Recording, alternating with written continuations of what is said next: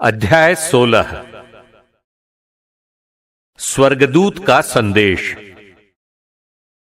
विश्राम दिवस के बाद मरियम मगदलेना, याकूब की माता मरियम और सलोमी ने सुगंधित द्रव्य खरीदा ताकि जाकर ईसा के शरीर का विलेपन करें।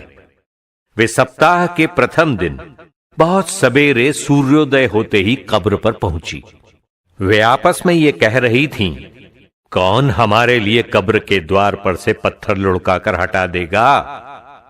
किंतु जब उन्होंने आंखें ऊपर उठाकर देखा तो पता चला कि वो पत्थर, जो बहुत बड़ा था, अलग लुढ़काया हुआ है। वे कब्र के अंदर गईं और ये देखकर चकित सी रह गईं कि लंबा श्वेत वस्त्र पहने एक नवयुवक दाहिने बैठा हुआ है। उसने उनसे कहा, डरिए नहीं, आप लोग ईसा नाजरी को ढूंढ रही हैं, जो क्रूस पर चढ़ाए गए थे। वे जी उठे हैं, वे यहां नहीं हैं। देखिए, यही जगह है जहां उन्होंने उनको रखा था। जाकर उनके शिष्यों और पेत्रुस से कहिए कि वे आप लोगों से पहले गलीलिया जाएंगे। वहां आप लोग उनके दर्शन करेंगे, जैसा कि उन्होंने आप लोगों से कहा था। वे आश्चर्यचकित होकर कांपती हुई कब्र से निकलकर भाग गई और उन्होंने डर के मारे किसी से कुछ नहीं कहा। परिशिष्ट। मरियम मगदलेना को दर्शन। ईसा सप्ताह के प्रथम दिन प्रातः जी उठे। वे पहले मरियम मगदलेना को, जिससे उन्होंने 7 अबदूतों को निकाला था, दिखाई दिए। उसने जाकर उनके शोक मनाते और विलाप करते हुए अनुयायियों को यह समाचार सुनाया।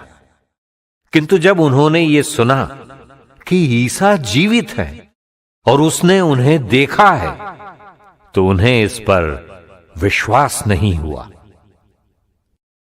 2 शिष्यों को दर्शन।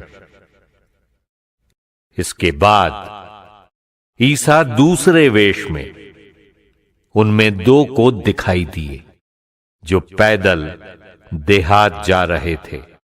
उन्होंने लौटकर शेष शिष्यों को यह समाचार सुनाया, किंतु शिष्यों को उन दोनों पर भी विश्वास नहीं हुआ। शिष्यों का प्रेषण।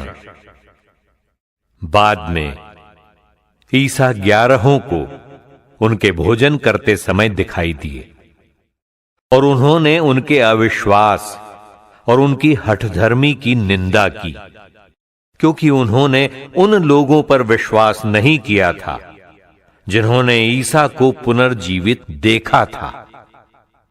इसके बाद ईसा ने उनसे कहा, संसार के कोने कोने में जाकर सारी सृष्टि को सुसमाचार सुनाओ। जो विश्वास करेगा और बपतिस्मा ग्रहण करेगा, उसे मुक्ति मिलेगी। जो विश्वास नहीं करेगा, वो दोषी ठहराया जाएगा। विश्वास करने वाले ये चमत्कार दिखाया करेंगे।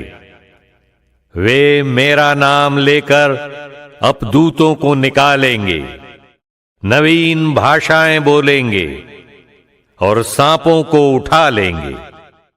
यदि वे विष पिएंगे तो उससे उन्हें कोई हानि नहीं होगी। वे रोगियों पर हाथ रखेंगे और रोगी स्वस्थ हो जाएंगे। स्वर्गारोहण। प्रभु ईसा अपने शिष्यों से बातें करने के बाद स्वर्ग में आरोहित कर लिए गए और ईश्वर के दाहिने विराजमान हो गए। शिष्यों ने जाकर सर्वत्र सुसमाचार का प्रचार किया। प्रभु उनकी सहायता करते रहे और साथ साथ घटित होने वाले चमत्कारों द्वारा उनकी शिक्षा को प्रमाणित करते रहे।